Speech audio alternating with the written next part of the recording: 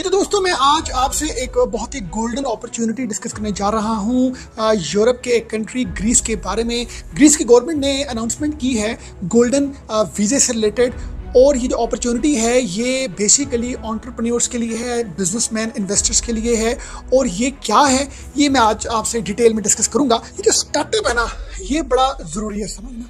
हम गोल्डन वीज़े को नॉर्मली ये अंडरस्टैंड करते हैं कि ये एक इन्वेस्टमेंट वीज़ा है। हमने कोई प्रॉपर्टी बाय करनी है और प्रॉपर्टी बाय करके हम जो है वो एक किसी भी कंट्री का परमानेंट रेजिडेंस ले सकते हैं for the period of 5 years, जो एक्सटेंडेबल है नेक्स्ट फिर नेशनैलिटी के हवाले से। मगर ये जो स्टार्टअप है ना, ये थोड़ा डिफरेंट है।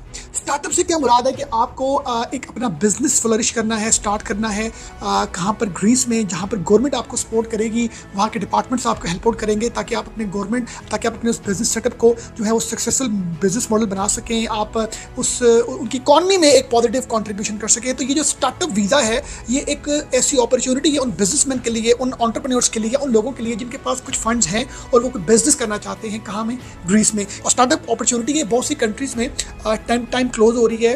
क्योंकि बहुत से इन्वेस्टर्स जो हैं, बहुत से बिजनेसमैन इस अपॉर्चुनिटी में इन्वेस्ट करने में बड़े इंटरेस्टेड होते हैं। मगर ये अभी रिसेंटली एक अनाउंसमेंट हुई है, तो मैं समझता हूँ कि जो लोग बिजनेस करना चाहते हैं, जिनके पास कुछ फाइनेंसेस हैं, वो ग्रीस में अपना बिजनेस स्टार्ट कर सकते हैं। इस स्टार्टअप वीज़ा को हम गोल्डन वीज़ा का नाम देते हैं, जो फॉरेन इन्वेस्टर्स को जो है वो सपोर्ट करता है। Startup visa startup business plan के हवाले से ये 5 years रेजिडेंट परमिट है, बट इसमें इन्वेस्ट आपको करना पड़ता है 2,50,000 यूरोस।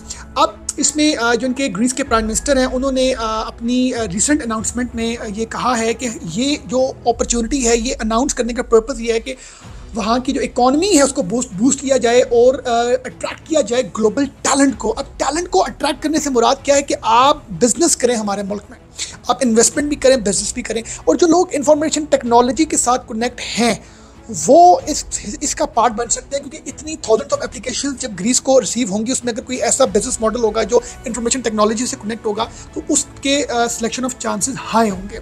गोल्डन वीज़ा प्रोग्राम जो है ये ऑलरेडी ग्रीस की गवर्नमेंट ने अनाउंस किया था, और अब बेसिकली गवर्नमेंट ने कुछ अमेंडमेंट्स की हैं। अमेंडमेंट्स करने के बाद जो चेंजेस आई हैं वो मैं आपके साथ डिस्कस करूंगा कि 1 सितंबर को जो है गवर्नमेंट जो है वो अमाउंट ऑफ इन्वेस्टमेंट जो है वो इंक्रीज़ कर चुकी है। इसमें इनके कुछ सिटीज़ हैं, अगर वहाँ पर आप इन्वेस्टमेंट करते हैं वहाँ पर आपको 8 लाख यूरोज़ इन्वेस्ट करना पड़ता है, जिसमें उनके जो मेन 2 सिटीज़ हैं, सिटी का नंबर 1 है माइकोनस, ये इनका एक सिटी है, अगर यहाँ पर आप इन्वेस्ट करते हैं। दूसरा है सेंट्रोनी। ये 2 सिटीज़ में अगर आप कोई भी इन्वेस्टमेंट करते हैं तो आपको 8 लाख यूरोज़ इन्वेस्ट करने हैं। और अगर आप बाकी किसी सिटी में या बाकी किसी दूसरी टेरिटरी में जाते हैं, रियल एस्टेट के पॉइंट ऑफ व्यू से आप स्टार्टअप में नहीं जाते, आप कोई बिजनेस नहीं करना चाहते, आप कहते हैं मैंने इन्वेस्टमेंट करनी, बिजनेस नहीं करना, तो आपको 4 लाख जो है वो यूरोज इन्वेस्ट करने पड़ते हैं। बट 2,50,000 यूरोज की इन्वेस्टमेंट की ऑप्शन आपके पास बिल्कुल होती हैं, मगर उसके लिए आपको अपना कोई बिजनेस मॉडल जो है वो आपको सबमिट करना पड़ता है गवर्नमेंट ऑफ ग्रीस को। और आप ये भी कर सकते हैं अगर आप चाहते हैं कि एक एडिशनल, ये भी एक डेवलपमेंट है कि 2,50,000 यूरोज जो आप इन्वेस्ट करते हैं वो आप रेजिडेंशियल और जो उनकी हिस्टोरिकल बिल्डिंग्स हैं उनको अगर रिस्टोर करने के वाले से, उनकी रिस्ट्रक्चरिंग करने के वाले से भी आप अगर इन्वेस्ट करते हैं, उनकी पुरानी बिल्डिंग्स को दोबारा से रीबिल्ड करके, तो उस बिजनेस मॉडल में आप 2,50,000 इन्वेस्ट कर सकते हैं। अगर आप नई प्रॉपर्टी बाय करते हैं 2 मेन सिटीज़ में तो फिर 8 लाख, और किसी दूसरी टेरिटरी में करते हैं, दूसरी सिटी में करते हैं 4 लाख, और पुरानी बिल्डिंग्स को अगर आप रिस्ट्रक्चरिंग करते हैं तो 2,50,000 इन्वेस्ट आप करेंगे यूरोज। और अगर बिजनेस करते हैं, स्टार्टअप कोई बिजनेस प्रपोजल आप ऐसा देते हैं जो उनकी इकॉनमी को जो है वो सपोर्ट करता है, तो फिर आपको 2,50,000 पे करने पड़ते हैं। तो अब बात ये है, इसमें जो बड़ा इंटरेस्टिंग फैक्टर वो ये है कि ये प्रोग्राम फर्स्ट 7 months में 4,700 एप्लीकेशन सबमिट हुई और 1.2 बिलियन यूरोज इन्होंने अर्न किए हैं। और इस टाइम पर 30,000 जो हैं वो एप्लीकेशंस अभी प्रोसेस होंगी।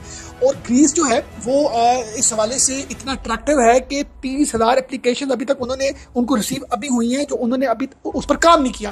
तो जो लोग बिजनेस करना चाहते हैं स्टार्टअप के हवाले से, या रियल एस्टेट में कोई अपनी प्रॉपर्टी बाय करना चाहते हैं, या वहाँ पर बिल्डिंग्स के हवाले से कोई उनको दोबारा से रिस्टोर करना चाहते हैं, तो उनके लिए अच्छी अपॉर्चुनिटी है। तो इस हवाले से व्यूअर्स मैं उम्मीद करता हूँ कि ये जो सारी इन्फॉर्मेशन है ये आपके लिए प्रोडक्टिव साबित हो। अपना बहुत ख्याल रखिएगा। Thank you very much for watching us.